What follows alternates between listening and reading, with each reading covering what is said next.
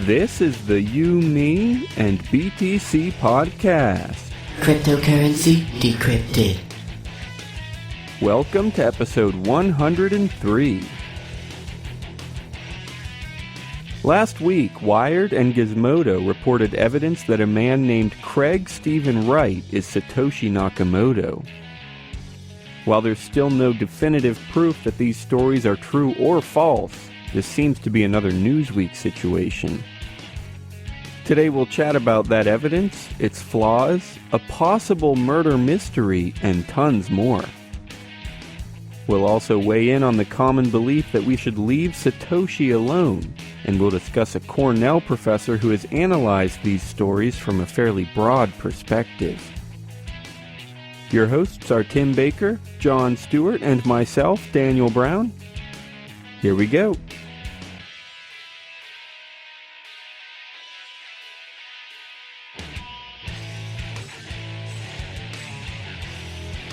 What up, everybody? How's everybody doing today? We're back doing the podcast again. What up? Daniel's somewhat frazzled right now. Who said I was He's frazzled? getting really pissed off I am about not his audio. frazzled. Tim, But I'm not pissed off. You sound Calm good now. down. Don't worry about it, man. You sound good now. Tim, you need to chill out and eat a Snickers. But anyway, we're back. I can't eat Snickers. That's way too much sugar in the morning. You cannot do that self to your body. It'll just kill your metabolism for the rest of the day. Anyway, we're here and we're doing the podcast again, and we're going to be talking about something that has gotten a lot of media attention because this is just the sort of thing that the media seems to stir up. But we're going to talk about that later. Here I am, my name being Timothy Baker. I'm here with Daniel Brown. And John Stewart. What was that? Like, here I am, my name being... Today, my name is... yeah. Oh, man. Yeah. This is the first time I've been here in 3 weeks. I missed the last two. I actually still am on the podcast if you thought Yeah. I went somewhere. I just had, like... we just lost all our new viewers. The busiest week of my life, and then the other time it just, like, scheduling didn't work out so that I could be there. But Yeah, yeah, man, 2 weeks back. without John. Well, we did get the Bitcoin and the arts, though, so Yeah, that's true. which is great. Yeah. It was like an hour and 15 minutes or something live. Yeah. That was pretty cool. I didn't expect that to happen. With guests, like, you never really know, to be honest. Yeah. Anyway, Tim, tell us what's happening. Okay. It's another one of these big efforts or these big pushes in the media to put an official name to Satoshi or just to bother someone else for a few weeks, maybe, depending on how you look at it. So they're back onto that. Now it's an Australian, or some reports are saying it's an Australian guy who's kind of a hacker, jack of all trades kind of guy. Other ones are saying it was an Australian guy and another guy who's now dead. Isn't that like a contradiction? He's a hacker and he's a jack I know. of all trades. I couldn't think of the phrase to use, but that he you is picked the into wrong a lot one. of things. I know. I picked the completely wrong thing.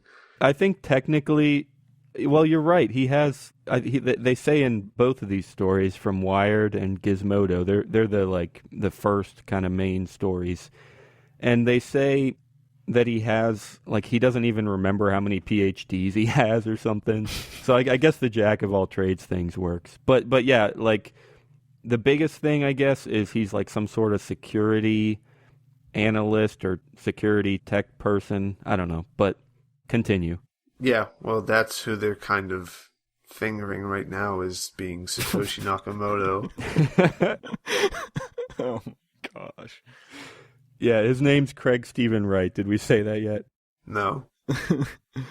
Yeah, we're a little late, actually. I mean, this story broke a week and a half ago, but unfortunately it was right after we had recorded last week's episode, so... Can either one of you do a convincing Australian accent? Oh gosh, I'm not going to try. We can say stuff like Bitcoin and... The best I could just say is, like, g'day, mate. Like, I mean, like, that's That has easy. no application, Daniel. This podcast is smarter than that. You can't just say good day, mate. Exactly, that's my point. Then why did you even say it? because I was making the point that that's the best I could do. And that doesn't make it any better. It's still annoying. I wasn't trying to make it better. I was showing you how I couldn't do it. Oh my gosh. Yeah. Anyway, so the biggest question here, guys, okay, real quick. There's so many details here, so I'm going to really generalize it. Look, read the stories if you want to know the details. But the bottom line is, like, there's leaked emails, and, he sends emails to different people, and he claims to be Satoshi in some of those emails, and he's like, people don't recognize me, and, like, he complains that, like, some of them are a little bit too damning. Like, they're a little bit too good to show that he's Satoshi if they're real. That's completely true, because they might be true, though, but it just seems so good for it, because he's literally like, I've been running Bitcoin. I wonder if people are going to figure it out. Did you mean to say they might be fake? You said they might be true. Well, they might be true. I mean, I guess it works either way. But no, you're right, Tim. You're right. The quotes in the emails themselves, yeah. I mean, he basically says, I've been behind Bitcoin since the beginning, and he gets pissed off that people like Satoshi more than they like Craig Steven Wright. Things like that. He basically admits it in the emails. The problem is there's zero ways to verify the email. It's just somebody close to Craig Steven Wright, according to these articles, somebody close to Craig Steven Wright just leaked the emails. All they are is just printed pieces of paper that are allegedly communications where he allegedly admits he's Satoshi. That's it. There's no way at all to verify it. The other thing is, like, wasn't Satoshi's email hacked at one point? Yeah. And I saw a comment on Reddit, and, like, obviously that doesn't mean anything as far as legitimacy, but I saw a comment saying that, like, they had seen IP addresses from Australia, like, when that was happening. I don't know if that's, like, legitimate, but, I mean, yeah, the emails, somebody said on Reddit, too, and this wasn't, like, they weren't trying to say any facts or anything, they were just saying all the evidence that has been put forward about this, like, some of it is, like, compelling, but none of it is unforgeable. Exactly. I need to mention my favorite, or least favorite, however I want to say it, little bit here. This one's from Wired. And I guess I should say the authors here are Andy Greenberg and Gwern Branwen. I don't know, it's kind of a letdown for me on Greenberg because he did such a great job of covering the Silk Road trial and the whole, the case and Ulbricht and everything. Seemed like a pretty awesome dude. He produced, what was that called, that documentary? I don't know. He did a documentary about the trial. Pretty decent guy. But I don't know why he would get into a story like this, especially after things like Newsweek and that disaster. I mean, I feel like he would know better than to be like, oh, we figured it out. But whatever, he did. Anyway, my favorite / least favorite piece of evidence is the first bullet point on this Wired article. And they say they found an August 2008 post on Wright's blog months before November 2008, or months before the November 2008 introduction of the Bitcoin white paper on a cryptography mailing list. It mentions, the blog post mentions his intention to release a cryptocurrency paper and references triple entry accounting, a title of a 2005 paper that outlines several Bitcoin-like ideas. Okay, so I'm going to ask actually Tim, well, either of you, but mostly Tim, since I don't think you've completely read this article. What do you think about that? Is that compelling evidence if there's a post on Wright's blog before Bitcoin was released where he claims, actually there's quotation marks around cryptocurrency paper that he plans to release. What do you think about that? Is that compelling? Yeah, that's compelling.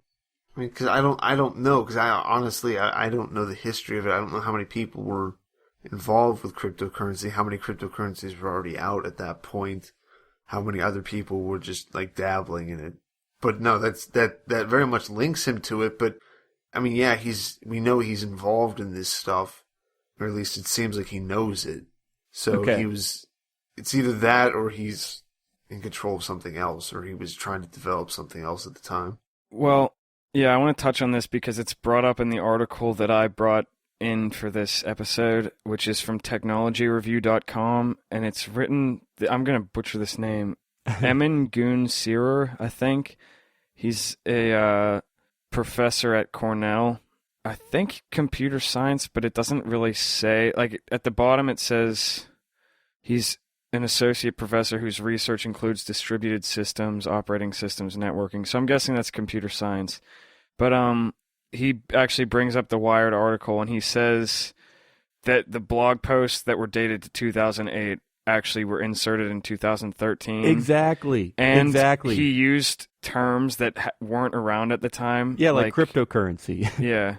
Which was coined in 2010, according to this article. That's exactly where I was. That's why I was asking Tim about that, because you basically proved my point, Tim, which is that this is terrible, terrible journalism. Because at the beginning of the first, I mean, not the very beginning, but the first bullet point of evidence, they're like, oh, look, there's these blog posts where he talks about a cryptocurrency paper months before the Bitcoin white paper was out. And it's a trap. Like, it means absolutely nothing, because near the end of this Wired article, it says, quote, comparisons of different archived versions of the 3 smoking gun posts from Wright's blog show that he did edit all 3 to insert, in italics, to insert evidence of his Bitcoin history. So why would you list that as the first thing of evidence and not mention that until the very end of the article? That's awful, awful reporting. It's just a trap. Because it makes you, yeah. That's why I was asking you about it, Tim, because you showed, you're like, oh, yeah, that's pretty compelling. Like, yeah, it's terrible. You tricked me. Yeah, I think maybe just the organization of it is bad, but yeah, I don't know. Maybe they have too much faith that people will read the whole article. Yeah, that's possible. That's possible. Because, I mean, it's not like they just completely left it out, the whole thing about inserting later. That's true. They did get to it. All right, so we've already been over a bunch of this, but this is the main question that needs to be asked after reviewing these articles. What do you think? Where do you stand? Is overall, where would you put your money? Maybe and maybe how much money would you put on yes or no for him being Satoshi? I don't know. When this first came out, I thought this makes a lot more sense than the whole Dorian Nakamoto thing, but I still didn't quite believe it. I mean, people have said a bunch of times that Satoshi might have been a bunch of people using a single pseudonym and not one person. And I thought, well, maybe he's one of the people. Yeah. Or maybe he was just a really early miner. But, like, I don't know. The more I read about it, the less sense it makes. I think this might have been another Reddit post, and I don't know if this is a fact that I can't verify, but somebody said that he had tried to tell Wired before that he was Satoshi, that, like, he had actually told people he was Satoshi. But then, like, since this story came out, he took down, like, his LinkedIn profile, and he took down the blog posts that people were talking about. Like, as soon as it blew up, he started taking everything down, which, like, doesn't make sense if he was, previous to that, was trying to convince people that he was Satoshi, and, like, now that everybody believes him, he starts taking down evidence. Yeah, he took down his Twitter and everything. I would say my money would be pretty heavily on no, he's not. I could see some room for him being connected to Satoshi or involved with Satoshi, because there is very little, if any, doubt that he was at least around at the very, very beginning of Bitcoin. Yeah, like you said, John, maybe an early miner, which also we should talk about something about 1.1 million Bitcoins or something that there might be involved here. But yeah, my money's pretty heavily on no, and I really like this quote from, we're going to get to it in a second, it's from a Reason article called Leave Bitcoin Creator Satoshi Alone. But they're like, near the middle, they're just like PGP key or GTFO, as the kids say. And that's where I'm at. Like, if you're Satoshi, you could prove it. Like, it should be super obvious because you'll have all his keys. You might have his Bitcoin. You'll have his email address. You really, there shouldn't be any doubt. I mean, I guess then the argument against that would be, well, yes, he could prove it, but he's trying not to. Although, then again, in some of these leaked emails, he wishes. It seems like he sounds like he wants. Yeah, he wishes that people. Out. exactly. Well, and he's also like, there's the whole thing about him. He was supposedly owned like the most powerful privately owned supercomputer, which turned out to actually not be true. I don't know. It's just like, it seems like there's a lot of things where he was kind of just like, I don't know what the word for it is. He was just trying to like make himself look awesome or something. Right. Yeah. Yeah, I don't know. That doesn't really make sense with all this Satoshi stuff. Like, he's trying to make himself look awesome, but like he hid his identity for all these years, and then when everybody finds out, he starts hiding everything. Like, I don't know. It just doesn't really add up. Right. Yeah, I completely agree with that. And there's too many just sketchy things in here. I mean, it's like, well, they still haven't found that supercomputer, and these emails, where did they come from? Yeah, too many sketchy things. Which also, like I said, we really need to talk about these 1.1 million Bitcoins. Because this is, I don't know how true it is, but either way, whether it's true or false, it's a fascinating, it sounds like a 1950s crime story or something, with like the CIA and spies and tons of money and mysterious dead people. I don't know. This is actually a really, really, it would make a good novel. But apparently one of the I don't know if it's evidence or just part of the story here, is that there is 1.1 million Bitcoins, which is pretty close to the amount that people estimate that Satoshi would have from early mining. And there's this thing called the Tulip Trust, which Craig Wright set up. And he like entrusted all this money to a friend because I don't know, they're supposedly locked in place until 2020. And it's kind of just this crazy part of the story, I guess. I mean, where did this money come from? I mean, there are documents, again, it could be forgeable, but there are documents that this trust was set up. And the second article, Gizmodo, they say they like visited certain offices and certain people that were communicating and in charge of this trust. And some of it seems to be true. Like he was connected to certain people and he really did have some kind of trust. I mean, I think there's still holes there, but... Well, yeah, who was that guy that died? Yeah. That's the biggest thing is David Kleiman. Yeah. Kleiman. And yeah, the Gizmodo one goes into a lot more details about his death. But apparently, they set up this trust with supposedly 1.1 million Bitcoins. And David Kleiman was pretty much in charge of them. And then a few years later, Kleiman dies, kind of mysteriously. They don't actually anywhere in these articles say it was suicide, but they found him... I know what it was. He was in a wheelchair, and they said it was infected bed sores or something that got him. But when they found him, he had like empty alcohol bottles everywhere, and there was a gunshot in his bed, and there was blood around. So this sounds like the weirdest suicide ever. But that's that's the thing. They don't actually say it was a suicide. Fun with it. No, yeah, but yeah, I mean, I guess I'm all for it, but it's still weird. You're all for what? What does that mean? No, like it was what John was like out, or what John said something about like he had fun with it or something. Anyway, yeah, never mind. This is another part of that would fit well into a novel. And then they also say that there are people that they talked to that said Kleiman, the dead guy, always kept... I don't remember if it was actually a flash drive or if it was just something that he always kept with him and protected like constantly, which people say that could be the 1.1 million Bitcoins. Yeah. Yeah. I think like... So I think Wright was friends with Kleiman or linked to him somehow. Oh yeah, I don't know they what the were whole good story friends, was. I think, yeah. But like all the conspiracy theorists on Reddit were out in full force and like saying that maybe Wright killed Kleiman so that he could take credit for being Satoshi and that Kleiman was the actual Satoshi. Right. I mean, I could see it. This whole murder mystery thing. Another thing this just came to me because I'm looking at this part about Kleiman, and it says he was a U.S. Army veteran.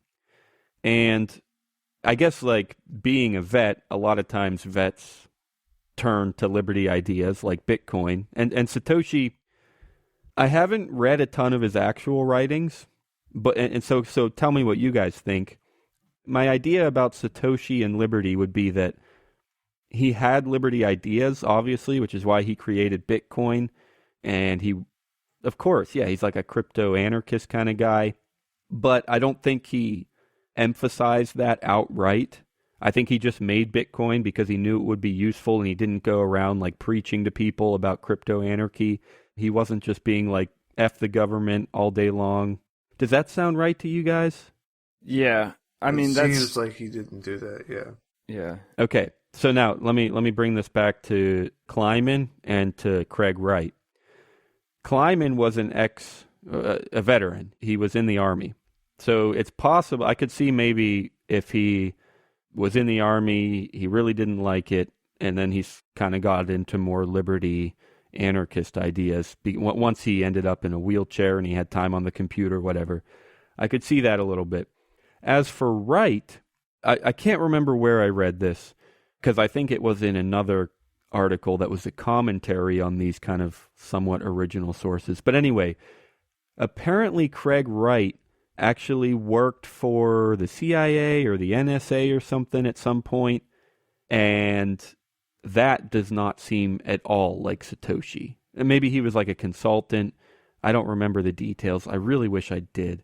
But still, do you get my point there, that if Wright did all that, if he worked for the NSA or the CIA or whatever, then it really doesn't seem like he would be Satoshi? I mean, Snowden also worked for the NSA. Okay, all right. But yeah, I mean, I don't know. Yeah, I don't know. Yeah, no, that's actually a good point. It kind of fits in with the same thing I said about Kleiman, where he was a veteran, so maybe it just after that he started thinking about things. Yeah, I guess I could see that.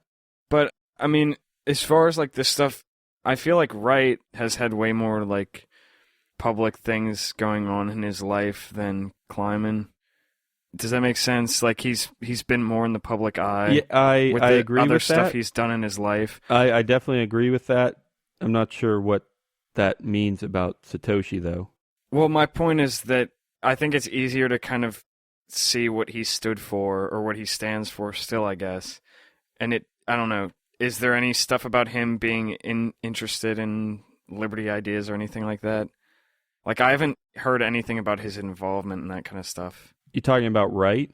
Yeah. That's a good question.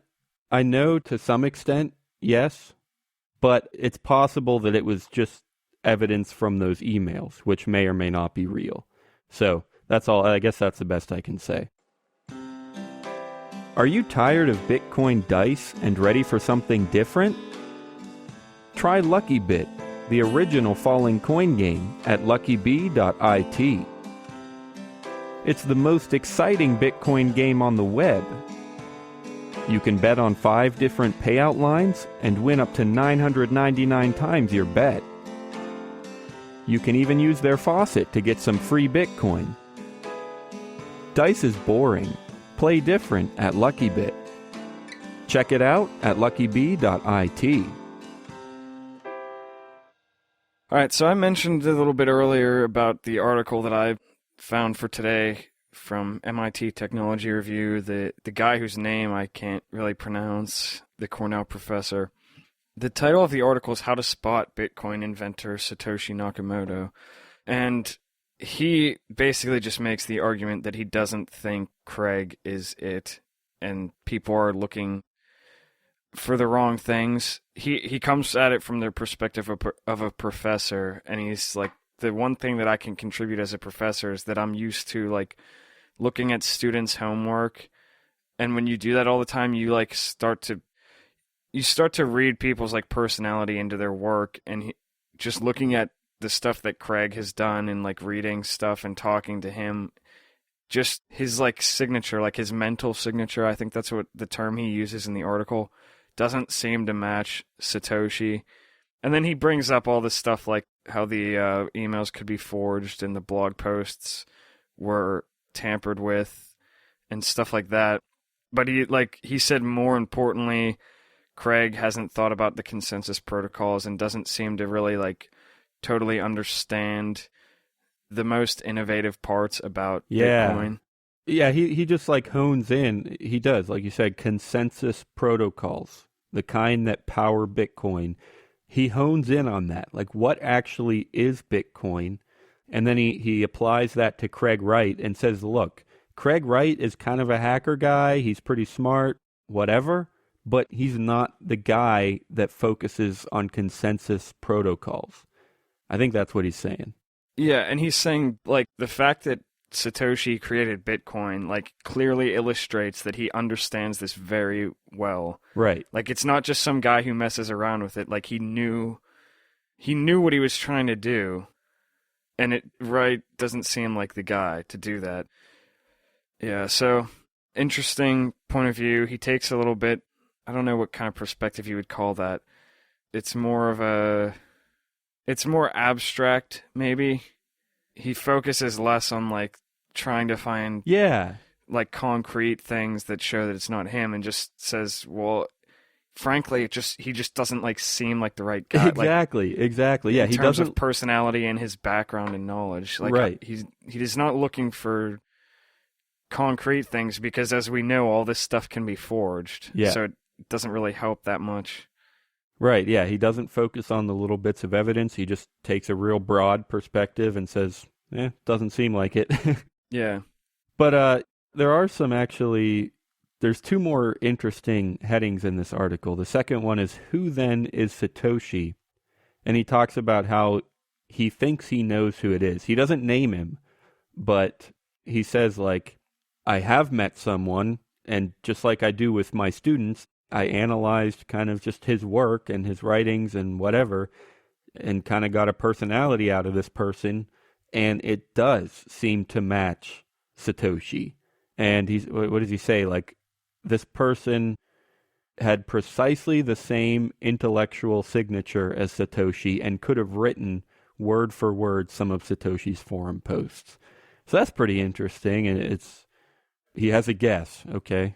He doesn't say and who he it even is. goes on to say that even though he's he thinks that if anyone's Satoshi, it's this guy. He says it's possible that he could just be an intellectual doppelganger. That's the word he uses. Yeah. He says there's a tiny probability of that. So, and that's why I guess that's why he's not going to talk about him. Right, and he never says who it is. That's actually the last thing we need to talk about, and we'll get to that in a minute. Do we even care who Satoshi is? So we'll do that shortly. But I do want to. This is also an interesting. This last header here about creation myths. And he says, every cult and culture needs and deserves a creation myth. And he kind of just makes the point that, when you have a myth, instead of focusing on the actual person with his flaws and his imperfections, when you have a myth, it's kind of idealism. It allows you to focus on the actual goals, and it allows you to focus on the guy's ideals without having to have his ideals ruined by that guy's actual actions. Right. I think that and his legacy, that's the word that's used here, and that's right. It's about the legacy and the ideas, not about some person who is almost certainly not going to live up to your expectations. So it kind of reminds me of Dread Pirate Roberts, right? I mean, his ideals were amazing. And we appreciate a lot of what Dread Pirate Roberts focused on. But if you pick out an actual person, if it's Ross Ulbricht, I don't know. Actually, I guess a lot of people still love him, but there are issues there. I mean, we've had multiple episodes where we've talked about this. How, there was the thing about him collecting IDs from his administrators. And that's just one little example, but there's little things like that where it's well, why would you want to collect someone's ID? Why would you want to put them in that danger? Well, that's pretty obvious why he would want to do that, but okay, right, sure, but still, it's against his ideals. But it changes when it's your ass on the line. Which is exactly what you're saying. Right. We want to focus on the ideals. We don't want to focus on a person who has flaws and can be at risk. Things like that. Yeah, I get that makes sense. Yeah, and he says most of these stories make no sense and none of them actually matter too. And I don't know. I've been reading about like folk song stuff recently, so it just kind of reminded me of like people like John Henry and like Paul Bunyan or Wyatt Earp or whatever, like especially someone like Wyatt Earp, where he was like actually a historical person, but all the stories they tell about him are pretty much made up, and he was actually kind of just like a crook and a pimp. And... Yeah, I was actually in Tombstone a few months ago, and yeah, like literally, like even the facts, like where the fight happened, like the classic legend about the OK Corral, it's just like not true. It wasn't at where the OK Corral is; it was somewhere else. So. Yeah, it's such a weird thing to be talking about on a Bitcoin podcast, but it's an awesome subject, the idea of legends and creation myths and stuff. No, I think this stuff is like just pervades everything. Yeah, it's true. Like even, the US has George Washington, who never told a lie. He was and amazing. He chopped down a cherry tree. Yeah. So was Abraham Lincoln. Honest Abe. No, it wasn't. It was Abraham Lincoln who never told a lie. I feel like it's both of them. Yeah, maybe both. If they're a president, they must be perfect. Or no. If they're an early president, they must be perfect. You are right, because there's this song, and he can't tell a lie because he's a fucking cunt. And he can't. Yeah. Is that how it goes? That's exactly how it goes. He can't stand to just lie to the poor lady about cutting down the cherry tree. I think it was his father, but yeah. All right, well, his father was probably a mamby-pamby, too. Join the club, join the club, join the Bitcointalk Club. Interested in Bitcoins or altcoins? Love chatting?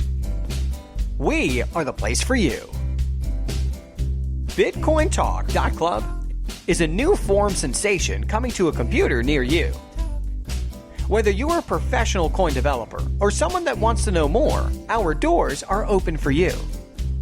We are looking for people to join and help build this forum into a one-stop knowledge base for everyone's needs. We're looking for you at BitcoinTalk.club.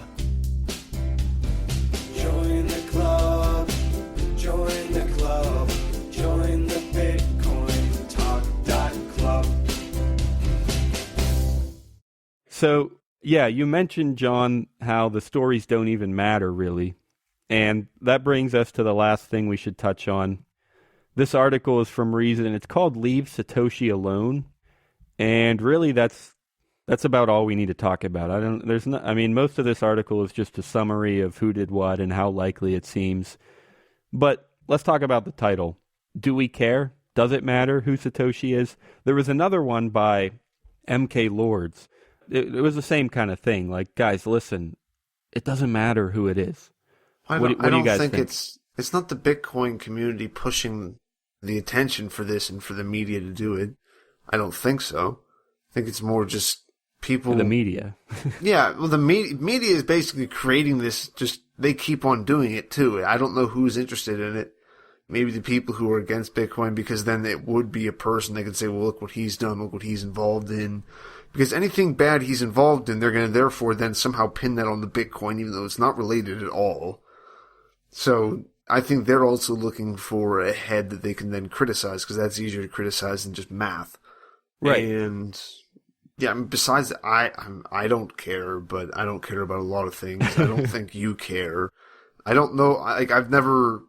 I don't know. You just don't see that much of people going, well, I think it's this guy. Well, no, actually, my theory is people have theories, but I don't know how much that comes up. Yeah, I don't know. But I'm also always in my own world. You mean in the Bitcoin space? Yeah. Right. It seems kind of old. I guess. I think it's a little bit more common than you think. I'm just saying, I've heard multiple people be like, oh, I'm relatively certain I know who he is. But that's as far as it goes. They're just like, yeah, it could be, it might not be. But they say, I know this guy, and I'm pretty sure it's Satoshi. Like I've heard that a few times, but Okay. that's about it. So you're right. It's people in the Bitcoin space don't make a big deal out of it unless it's the media. I'm assuming you would agree, John, but anything to add about just generally, do we care? I mean, yeah, I mean, I think I pretty much agree. I guess, like, as an example, there's just the whole thing with Dorian where, like, it seemed like most people's reaction was like, this is probably not him. Why don't you just leave this guy alone? And the whole, like, donation fund for him and everything. Right. So, yeah. So here's one last thing. I did see another article that said it does matter who Satoshi is, mainly because of those Bitcoins, right? Satoshi has tons and tons of Bitcoins, theoretically, as long as he hasn't burnt them or lost them or whatever when they were worthless. So what do you guys think about that? Because the article is basically saying, look, whoever this guy is going to have a ton of power in the Bitcoin space if he ever chooses to use his Bitcoins. He could crash the market. He could pay people to manipulate things, to centralize things. So what do you think about that? About somebody having like 5% of the total money supply, if it's about 1 million Bitcoins, and there's going to be 21 million total. It's 5% overall, but right now it's probably more like 10% because they're not all out yet. Any thoughts on that, on all the money? Do you think it would be dangerous for someone to have that kind of money supply? I mean, maybe. Yeah, I don't know. I guess my response would be like, sure. I mean, it sucks, but technically, yeah, if you've got 5 or 10% of the money supply, okay, fine. Yeah, you could crash the market. But you can only do it once. Once you sell them off, like, okay, you crash the market. Now if the price is low, then now everything's distributed a little better, and we're just going to keep on going. Would that be a reasonable rebuttal or something? I don't know. Yeah, that seems to make sense to me. Maybe there's something I don't know about it, but that, I mean, yeah, I mean, obviously, like, the longer he waits, the less power he's going to have. So there's always that. I mean, it's still, like you were saying, even like, once everything is out, like, it's still a pretty considerable amount, but... Right. So there's two more things I should say. What I just said was about him crashing the market, but then there's people who say, like, oh, it's not so much about crashing the market, it's just he's going to have a ton of power and he could manipulate things. And to that, I would say, well, okay, the Bitcoin, suppose he does screw it up. There's already tons of altcoins. Like, let's just start over, try a different one. Like, that's kind of the point of the free market. If someone has money and does bad things with it, then you, I don't know, you just avoid it. You try to rebuild. I don't know. I guess the point there is like, all right, maybe he could do some dumb things, but it's not the end of the world. Yeah, I mean, that's what I was thinking too. It's like, well, does it really have to be Bitcoin? Just right. Make another altcoin that's better, and there you go. Right. Yeah, and then my very last thing is just, even if you accepted the fact that this could be terrible for him to have so much money, even if you said he definitely will crash the market eventually, even if you said he definitely has disgusting status connections and he's manipulating everyone. Daniel's getting hardcore now. Disgusting. Yeah. Even if you believed all that to the fullest extent, how is knowing who he is going to make you stop him?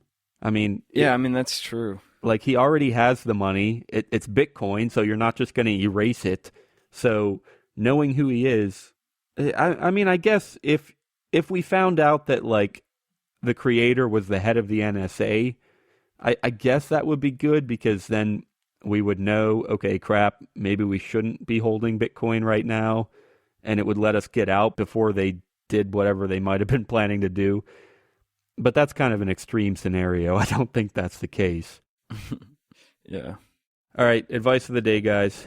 Anything about, millions of dollars, millions of Bitcoins, really? Don't believe any media outlets, because they all lie and they all tell half-truths at the same time. Every single bit of media that you hear is just filthy lies, so ignore it, including this. No, Daniel, you cannot keep bringing it up, and you can't keep breaking the fourth wall like that. Or what wall would this be? The inner wall. It'd be like the third eye wall. No. Yeah, you're saying like... Shh, don't let them know. Actually, no, this is the only media anywhere that's true. Everything else is a lie, but this one is completely true. Every single detail that we ever mention is the whole truth, nothing but the truth. How does it go? Truth, whole truth, nothing Yeah, but the truth. That's this right here. That should be the name of our show. The truth, the whole truth, and nothing but the truth. So help you God. Oh, man. I'm trying to think of something with that mysterious death/suicide, because that, honestly, just for the story elements, that's like my favorite part of this whole thing. I don't know why. It's just like really interesting. You're so disgusting. Yeah, I mean, I agree. That is one of the more interesting parts. Okay, you know what I'm going to say? My advice is follow the money, right? Isn't that the... Follow the money. That's kind of a proverb kind of thing. And I'm not saying we have the ability to do that yet because it's Bitcoin and we can't quite tell who has it at any given time. But I think if you do want to figure out who did what, you know, if that one death was a murder or a suicide or whatever, if you want to find out if those 1.1 million Bitcoins are really there, follow the money, see who profits from it, and that should be pretty darn revealing. I mean, maybe you can't follow the money, but I feel like if you can, that would lead to some truth, I would guess. Yeah. I guess I need to come up with something. I guess I would say if you're gonna make something like Bitcoin and then you want credit for it, do it early or something. I don't know. That's not that good. I need something better than that. Yeah, no, that's actually not bad. Like, if you really want credit for it, just like we said, if it's really Satoshi, he could prove it in a heartbeat. So it's like, if you really want to prove something, if it's true, then just prove it. Like, if it's true, then it should be provable. I don't know. Does that fit? Yeah. Yeah, kind of okay. It's not very good, but come up with better advice. There we go. Yeah, guys, actually, seriously, if you have any advice, send us a tweet at you, me, and BTC. It might just make the Advice of the Week segment. Man, that's a game changer. I know. Yeah. Crowdsourcing advice. Seriously, guys. There it is. If you want to give good advice, outsource it to somebody smarter than you. I'm pretty sure I've asked before for people to tweet us advice. Well, nobody cared. Nobody was Yeah, listening. but I don't think you said that we were going to say it on, like, we were going to relay Maybe Daniel that always then cuts to it everyone out. else. No, I don't think you said that. If I cut it, you didn't say it. Well, I'm tweeting it right now, so fuck off. If you want to give good advice, Twitter just counts. steal it from smarter people than you. All right, guys, I think we're out of here. See you next Thursday. If it doesn't look like something now, steal it before it does. There, that's my advice too. Go. That also could apply to the whole Craig Wright thing, because Yeah. should have claimed it before Yeah. before it actually mattered. If you thought you should have put a ring on it.